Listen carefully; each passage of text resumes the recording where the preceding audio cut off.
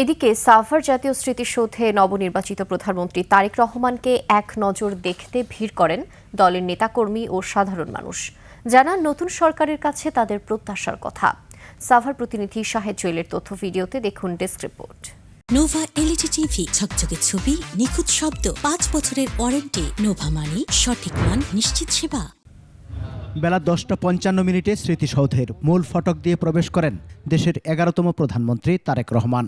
সে সময় মূল ফটকের বাইরে উৎসুক জনতা, অধীর আগ্রহে অপেক্ষায় থাকা নেতাকর্মীরা প্রিয় নেতাকে এক নজর দেখতে পেয়ে উচ্ছ্বসিত।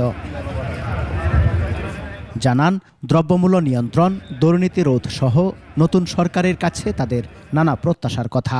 আসছি যে যদি একটু কাছ থেকে নেতাকে দেখা যায়, লিডারকে দেখা যায়, যদিও আমরা কাছাকাছি থাকি দেখি, তারপরও মনের যে আবেগ সেটা তো অনেক সময় হয়তো ধরে রাখা যায় না। জনাব তারেক রহমান দেশের এখন জনতার প্রধানমন্ত্রী এবং আগে যে ফেসিবাদী সরকার দেশ পরিচালিত সেবা দেশ পরিচালিত হবে না, দেশ পরিচালিত হবে জনগণের দ্বারা এবং জনতার প্রধানমন্ত্রী আজকে দেশ পরিচালনা করবে।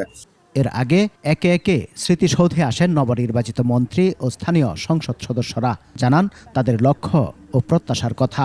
সমস্ত প্রশংসাই আল্লাহ দায়িত্ব দিয়েছে। প্রাইম মিনিস্টারের কাছে কৃতজ্ঞতা বজায় রাখেন। মানুষ যদি ট্যাক্স দিয়ে ট্যাক্সও গাড়ি কিনতে পারে, আমরা যদি অনেক টাকা খরচ করে এমপি হতে পারি, তাহলে কেন আমাদেরকে এই সুযোগ সুবিধা নিতে হবে? যেটা জনগণ চায় না সেরকম কাজ এমপিরা করবে না। এখনকার এটাই আমাদের অঙ্গীকার। পরে স্মৃতিসৌধ প্রাঙ্গণ থেকে প্রধানমন্ত্রীর গাড়িবহরটি বেরিয়ে যায়। সে সময় উপস্থিত জনতাকে হাত নেড়ে শুভেচ্ছা জানান নতুন প্রধানমন্ত্রী। সমর ইসলাম, 21 টেলিভিশন।